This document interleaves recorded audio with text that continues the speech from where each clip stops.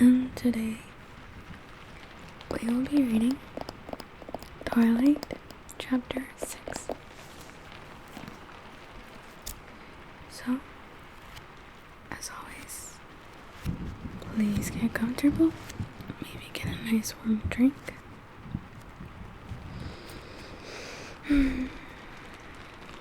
And let's pretend we don't exist. My favorite hobby.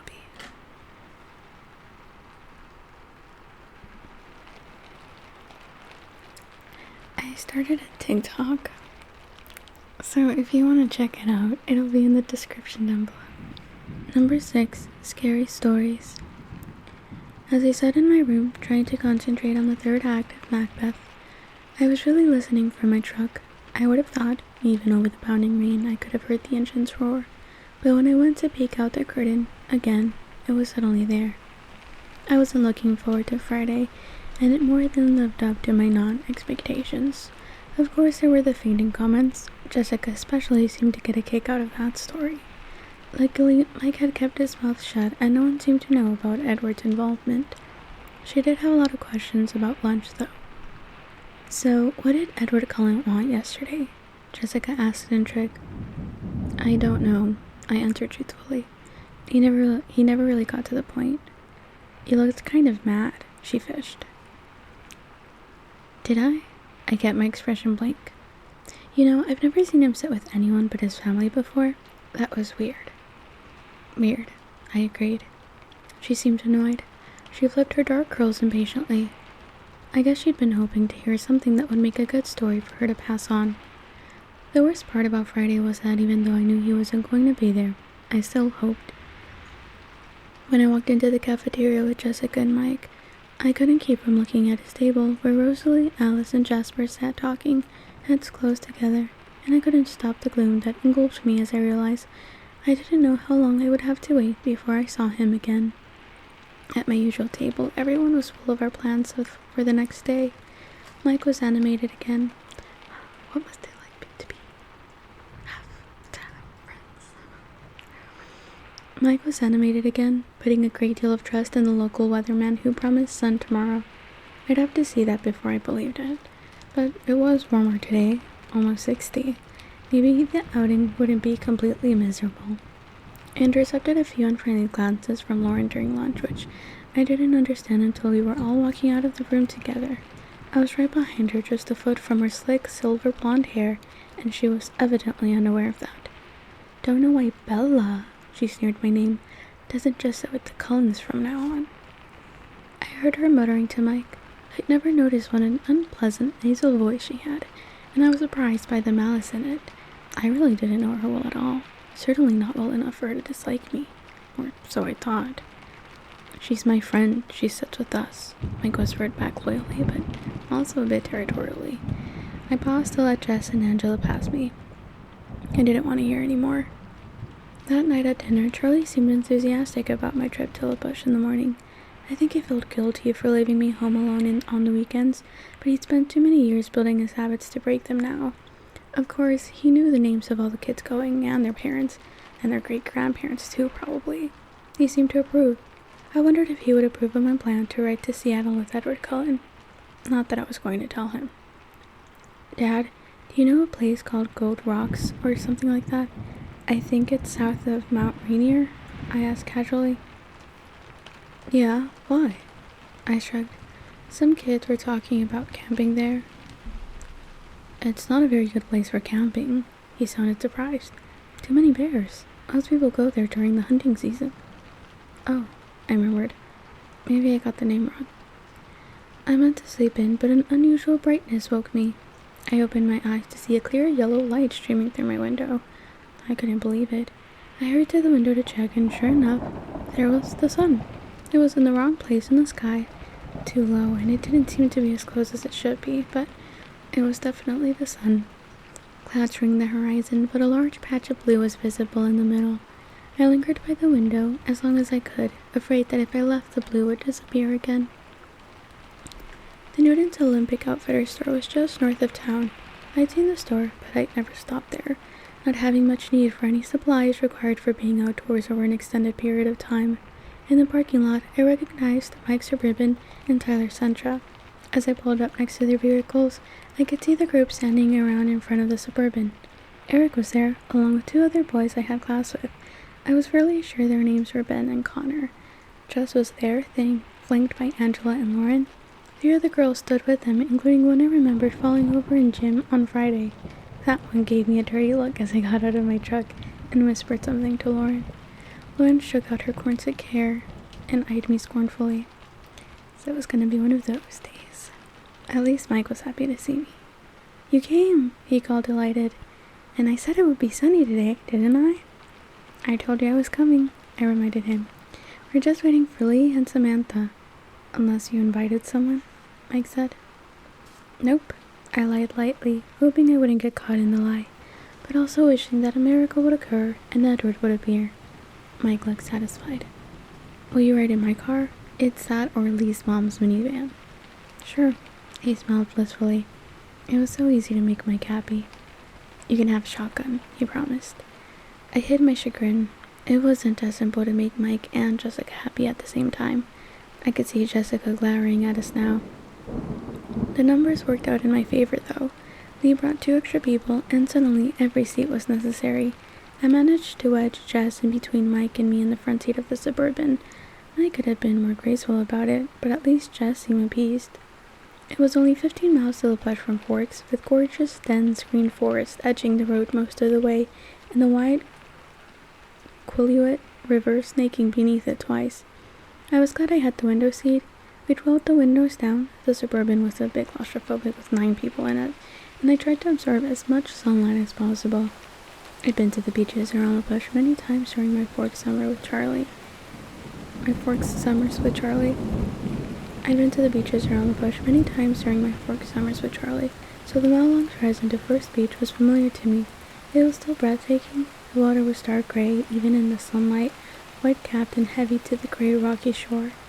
Islands rose out of the still harbor waters with sheer cliff sides reaching to uneven summits, and crowned with austere soaring firs.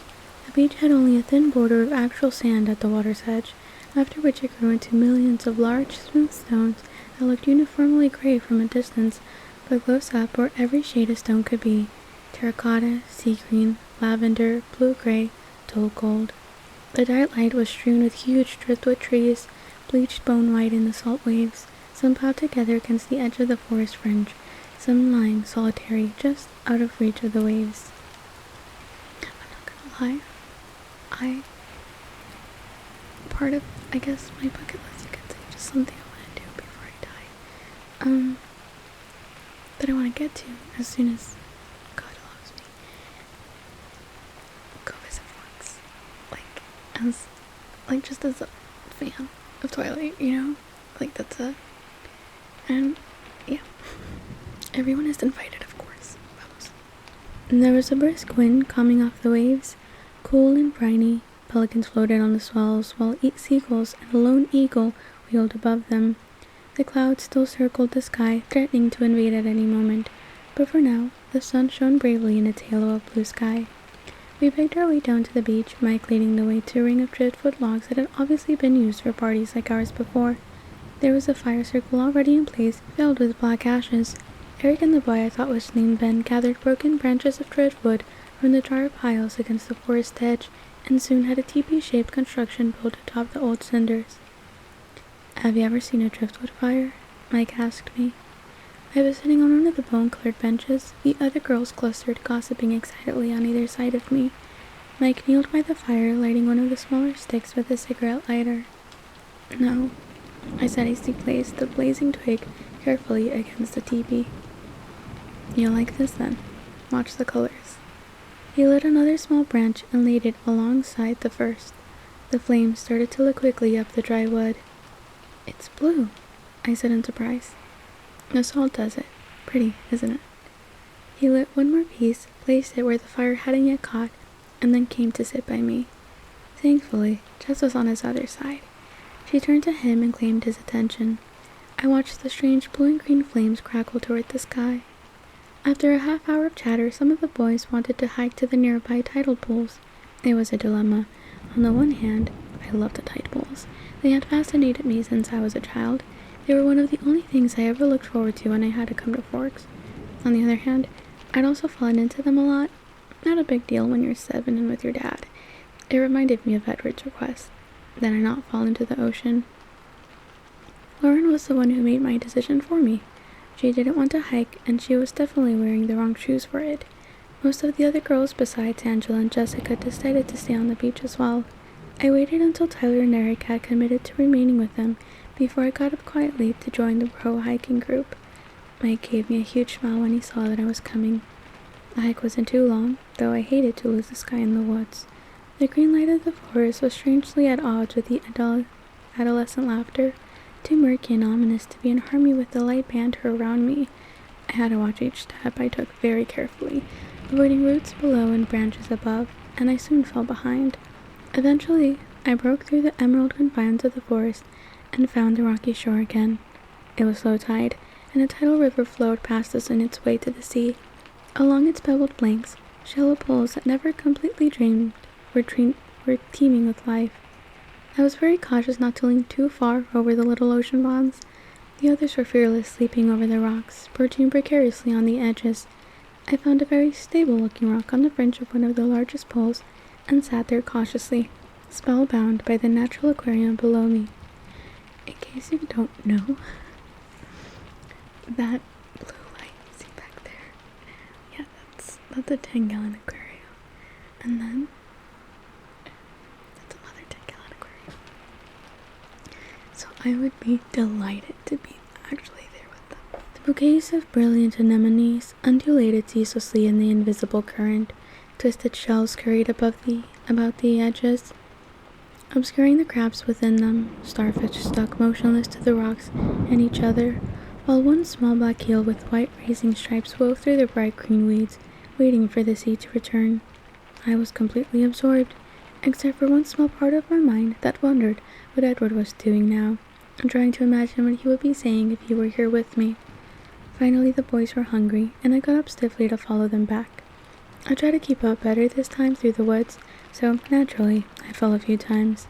I got some shallow scrapes on my palms, and the knees of my jeans were stained green, but it could have been worse. When we got back to First Beach, the group we left behind had multiplied. As we got closer, we could see the shining straight black hair and copper skin of the newcomers, teenagers from the reservation come to socialize. The food was already being passed around, and the boys hurried to claim our share, while Eric introduced us as we each entered the driftwood circle. Angela and I were the last to arrive, and, as Eric said our names, I noticed a younger boy sitting on the stones near the fire glance up at me in interest. I sat down next to Angela, and Mike brought us sandwiches and an array of sodas to choose from, while a boy who looked to be the oldest of the visitors rattled off the names of the 7 others with him. All I caught was that one of the girls was also named Jessica, and the boy who noticed me was named Jacob. It was relaxing to sit with Angela. She was a restful kind of person to be around. She didn't feel the need to fill every silence with chatter. She left me free to think, undisturbed while we ate, and I was thinking about how disjointedly time seemed to flow in forks, passing in a blur at times, with single images standing out more clearly than others. And then, at other times, every second was significant, etched in my mind. I knew exactly what caused the difference, and it disturbed me. During lunch, the clouds started to advance, slinking across the blue sky, turning in front of the sun momentarily, casting long shadows across the beach and blackening the waves. As they finished eating, people started to drift away in 2s and 3s.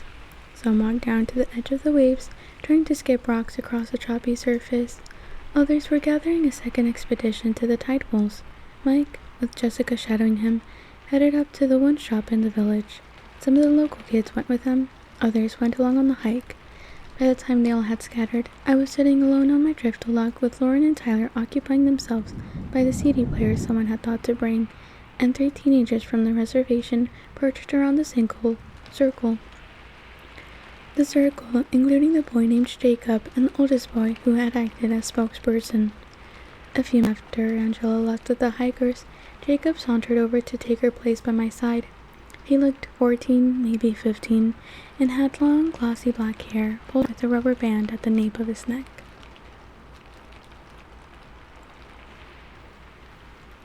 His skin was beautiful, silky and russet-colored. His eyes were dark, set deep above the high planes of his cheekbones.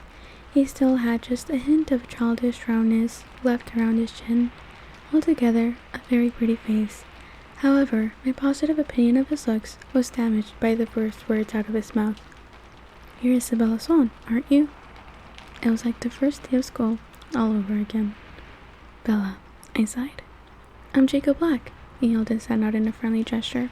"You bought my dad's truck." "Oh," I said, relieved, shaking his sleek hand. "You're Billy's son. I probably should remember you." "No, I'm the youngest of the family. You would remember my older sisters."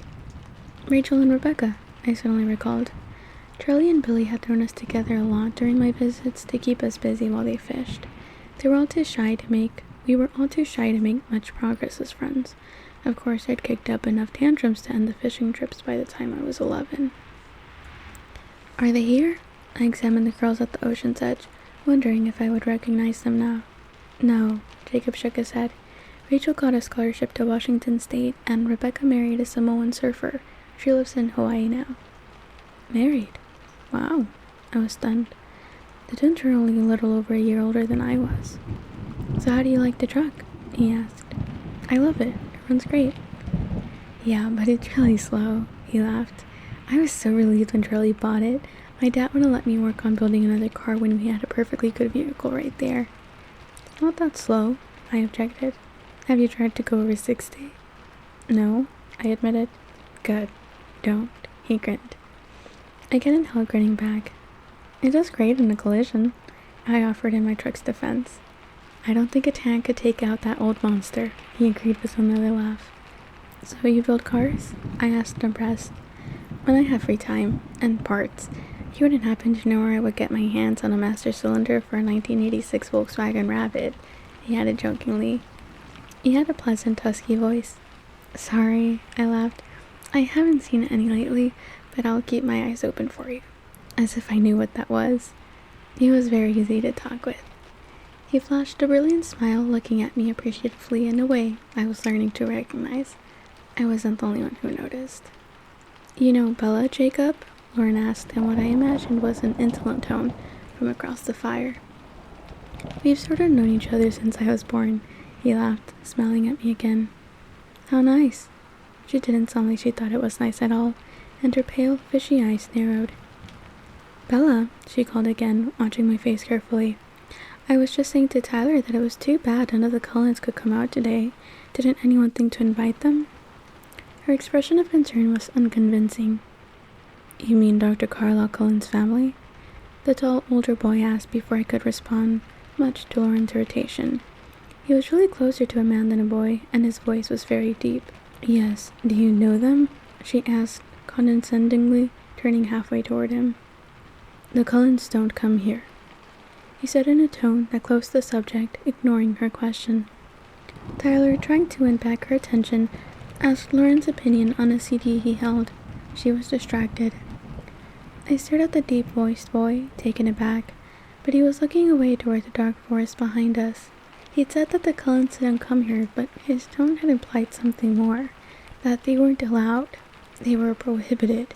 His manner left a strange impression on me, and I tried to ignore it without success. Jacob interrupted my meditation. "So, is Forks driving you insane yet?" "Oh, I'd say that's an understatement," I grimaced. He grinned understandingly. I was still turning over the brief comment on the Cullens, and I had a sudden inspiration. It was a stupid plan, but I didn't have any better ideas. I hoped that young Jacob was as yet inexperienced around girls, so that he wouldn't see through my sure-to-be pitiful attempts at flirting. "Do you want to walk down the beach with me?" I asked, trying to imitate that way Edward had of looking up from underneath his eyelashes. It couldn't have nearly the same effect, I was sure, but Jacob jumped up willingly enough. As we walked north across the multi-hued stones toward the driftwood seawall, the clouds finally closed ranks across the sky, causing the sea to darken and the temperature to drop. I shoved my hands deep into the pockets of my jacket. "So, you're what, 16? I asked, trying not to look like an idiot as I fluttered my eyelids the way I'd seen girls do on TV. "I just turned 15, he confessed, flattered. Really? My face was full of false surprise. I would have thought you were older. I'm tall for my age, he explained. So sad. Do you come up to Forks much? I asked archly, as if I was hoping for a yes. I sounded idiotic to myself. I was afraid he would turn on me with disgust and accuse me of fraud, but he still seemed flattered. Not too much, he admitted with a frown. But when I get my car finished, I can go up as much as I want. After I get my license, he amended. Who was that other boy Lauren was talking to? He seemed a little old to be hanging out with us. I purposefully lumped myself in with the youngsters, trying to make it clear that I preferred Jacob. That's Sam. He's 19, he informed me. What was that he was saying about the doctor's family? I asked innocently. The Cullens? Oh, they're not supposed to come onto the reservation. He looked away out toward James Island as he confirmed what I thought I'd heard in Sam's voice. Why not? He glanced back at me, biting his lips. Oops. I'm not supposed to say anything about that. Oh, I won't tell anyone. I'm just curious. I tried to make my smile alluring, wondering if I was laying it on too thick. He smiled back, though, looking allured. Allured? Then he lifted one eyebrow, and his voice was even huskier than before. Do you like scary stories? He asked ominously. I love them, I enthused, making an effort to smolder at him. Jacob strolled to a nearby driftwood tree that had its roots sticking out like the attenuated legs of a huge, pale spider. He perched lightly on one of the twisted roots while I sat beneath him on the body of the tree. He stared down at the rocks, a smile hovering around the edges of his broad lips. I could see he was going to try to make this good. I focused on keeping the vital interest I felt out of my eyes. Do you know any of our old stories? About where we came from? The Quilliettes, I mean, he began. Not really, I admitted. Well, there are lots of legends, some of them claiming to date back to the flood.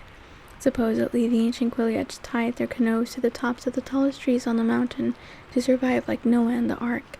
He smiled to show me how little stock he put in the histories. Another legend claims that we descended from wolves, and that the wolves are our brothers still. It's against tribal law to kill them. Then, there are the stories about the Cold Ones. His voice dropped a little lower. The Cold Ones? I asked, not faking my intrigue now. Yes, there are stories of the Cold Ones as old as the wolf legends, and some much more recent. According to legend, my own great-grandfather knew some of them. He was the one who made the treaty that kept them off our land. He rolled his eyes. Your great-grandfather? I encouraged. He was a tribal elder, like my father. You see, the Cold Ones are the natural enemies of the wolf. Well, not the wolf, really, but the wolves that turn into men, like our ancestors. You would call them werewolves. Werewolves have enemies? Only one. I stared at him earnestly, hoping to disguise my impatience as admiration. So you see, Jacob continued, the Cold Ones are traditionally our enemies, but this pack that came to our territory during my great-grandfather's time was different. They didn't hunt the way others of their kind did. They weren't supposed to be dangerous to the tribe, so my great-grandfather made a truce with them. If they would promise to stay off our lands, we wouldn't expose them to the palefaces. He winked at me. If they weren't dangerous, then why? I tried to understand, struggling not to let him see how seriously I was considering his ghost story. There's always a risk for humans to be around the Cold Ones, even if they're civilized like this clan was. You never know when they might get too hungry to resist. He deliberately worked a thick edge of menace into his tone. What do you mean, civilized? They claimed that they didn't hunt humans. They supposedly were somehow able to prey on animals instead. I try to keep my voice casual. So how does it fit in with the Cullens? Are they like the Cold Ones your great-grandfather met? No, he paused dramatically. They are the same ones. He must have thought the expression on my face was fear inspired by his story. He smiled, pleased, and continued. There are more of them now, a new female and a new male, but the rest are the same. In my great-grandfather's time, they already knew of the leader, Carlisle. He'd been here and gone before your people had even arrived. He was fighting a smile. And what are they? I finally asked. What are the cold ones? He smiled darkly. Blood drinkers, he replied in a chilling voice. Your people call them vampires. I stared at the rough. So funny, there was a time when, vampires is something scary. And not something you were probably attracted to. I stared out at the rough surf after he answered, not sure what my face was exposing. You have goosebumps, he laughed delightedly. You're a good storyteller, I complimented him, still staring into the waves. Pretty crazy stuff though, isn't it? No wonder my dad doesn't want us to talk about it to anyone. I couldn't control my expression enough to look at him yet. Don't worry, I won't give you away. I guess I just violated the treaty, he laughed. I'll take it to the grave, I promised, and then I shivered. Seriously though, don't say anything to Charlie. He was pretty mad at my dad when he heard that some of us weren't going to the hospital since Dr. Cullen started working there. I won't. Of course not. So do you think we're a bunch of superstitious natives or what? He asked in a playful tone, but with a hint of worry. I still hadn't looked away from the ocean. I turned and smiled at him as normally as I could. No, I think you're very good at telling scary stories though. I still have goosebumps, see? I held up my arm. Cool, he smiled. And then the sound of the beach rocks clattering against each other warned us that someone was approaching. Our heads snapped up at the same time to see Mike and Jessica about 50 yards away walking toward us. There you are, Bella, I called in relief, waving his arm over his head. Is that your boyfriend? Jacob asked, alerted by the jealous edge in Mike's voice. I was surprised it was so obvious. No, definitely not, I whispered. I was tremendously grateful to Jacob and eager to make him as happy as possible. I winked at him, carefully turning away from Mike to do so. He smiled, elated by my inept flirting. So, when I get my license, he began, you should come see me in Forks. We could hang out sometimes. Sometime. I felt guilty as I said this, knowing that I'd used him, but I really did like Jacob. He was someone I could easily be friends with. Mike had reached us now, with Jessica still a few paces back. I could see his eyes praising Jacob and looking satisfied at his obvious youth. Where have you been? He asked, though the answer was right in front of him. Jacob was just telling me some local stories. I volunteered. It was really interesting. I smiled at Jacob warmly and he grinned back. Well? Mike paused, carefully reassessing the situation as he watched our camaraderie. We were packing up. It looked like it's going to rain soon. We all looked up at the glowing sky. It certainly did look like rain. Okay, I jumped up. Coming. It was nice to see you again, Jacob said, and I could tell he was taunting Mike just a bit. It really was. Next time Charlie comes down to see Billy, I'll come too, I promised. His grin stretched across his face. That would be cool. And thanks, I added earnestly. I pulled up my hood as we tramped across the rocks toward the parking lot. A few drops were beginning to fall, making black spots on the stones where they landed. When we got to the Suburban, the others were already loading everything back in. I crawled into the back seat by Angela and Tyler, announcing that I'd already had my turn in the shotgun position.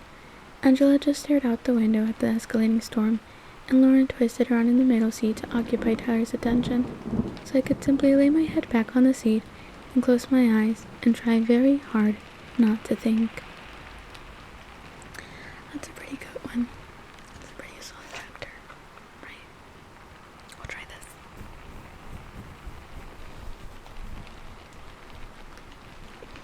Good for stippling because it's just one circle. Not very good for actual brushing.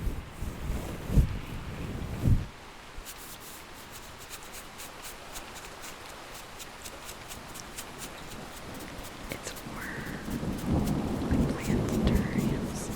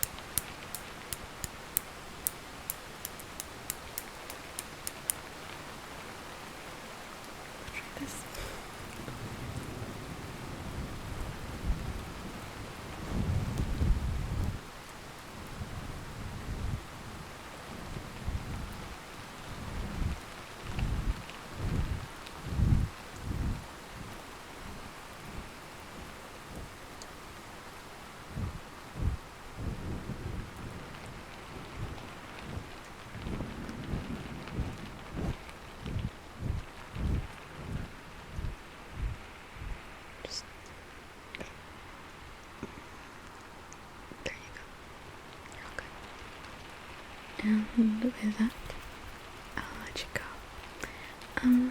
Yeah, I'm excited to do some different sounds and not just in different kinds of videos and not just reading. Though that's definitely gonna be like heavy content, like the majority of my content.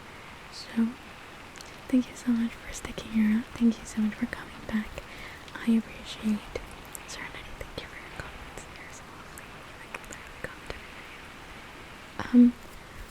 And all of you who also always leave comments, and all of you who also leave comments who like the videos, I appreciate the support so much. Thank you so much. I would literally not, I probably would continue doing it if like you guys weren't here. So thank you. If you haven't subscribed yet, please consider doing so. Check out the description for important information.